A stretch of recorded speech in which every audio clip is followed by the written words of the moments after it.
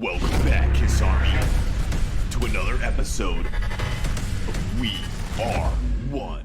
You wanted the best and you got the best. The hottest Kiss channel in the land.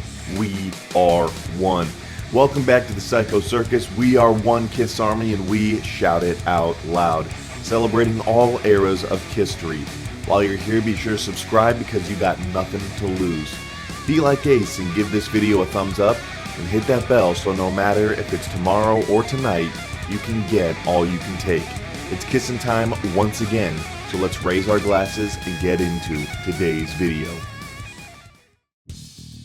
Bill Coyne brought in Vinny, who had produced Peter's solo album, to appease Peter. By this point, we were stuck in an ongoing yo-yoing process with Ace and Peter. Are they in or out? Can we keep this going?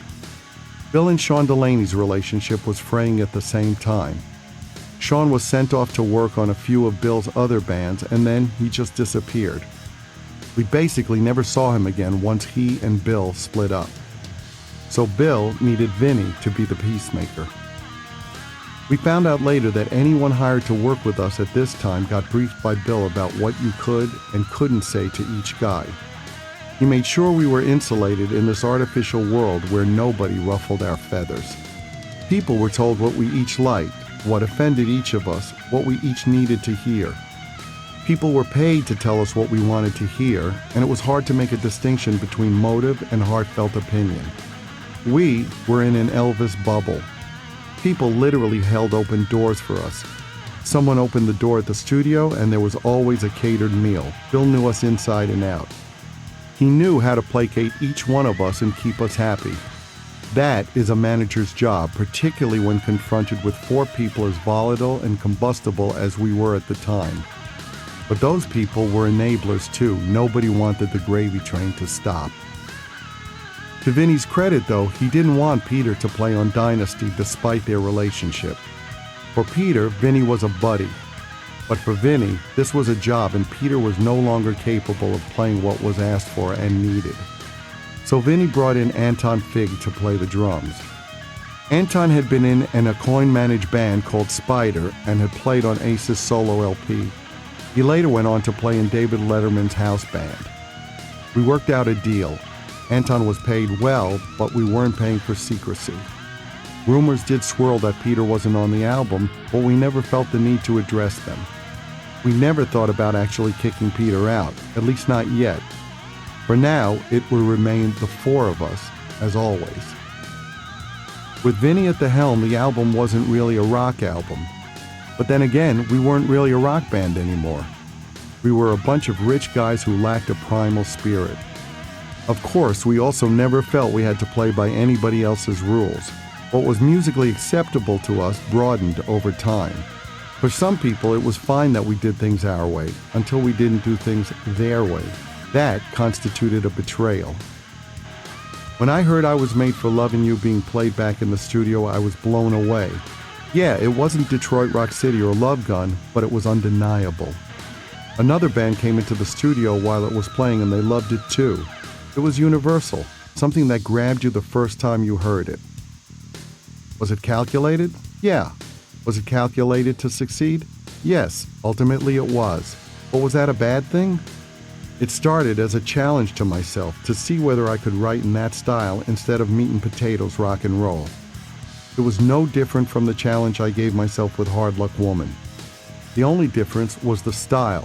No apologies for a hit that people worldwide still want to hear and sing along to. The show we mounted to support the release of Dynasty was no longer a rock show.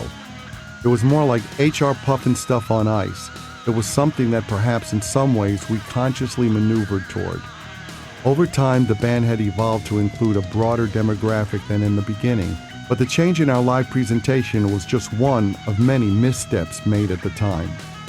We wore ridiculous outfits for the Dynasty tour, like Vegas or Disney characters jumping around in our colorful outfits. I don't consider what we normally wear to be costumes, but the clothes we wore on that tour certainly were. I had a layered lavender top. I guess the thought was that the black and silver look we'd always had was too hard-edged, so now we were going to add an individual color for each guy based on the halo color on each of our solo albums. It was horrible. I had designed the stage hexagonal with elevators that brought us up to stage level. We paid a fortune for a laser curtain to ring the whole stage.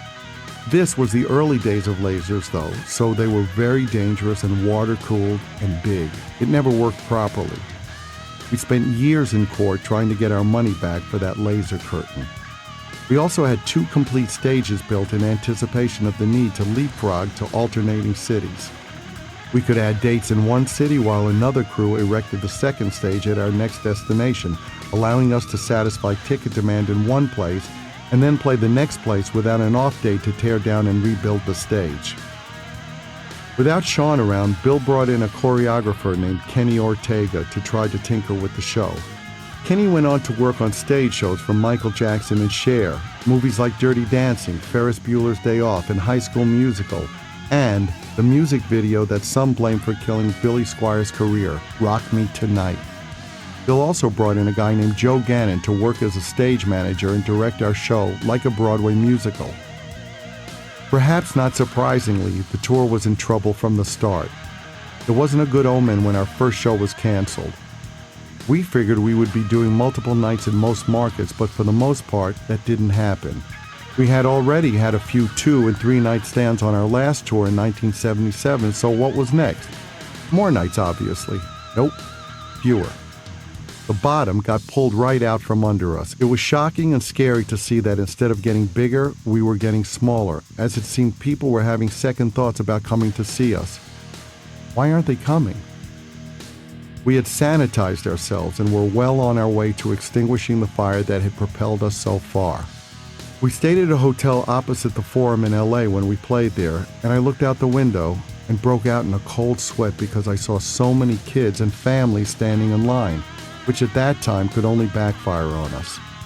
The line could just as easily have been for the circus. There was an upside though. I saw a lot of apparently single moms with their kids in tow. I could tell somebody, blonde mom in row 3, have her and Junior come backstage after the show and then send Junior off for a tour of the stage. But it was all wrong.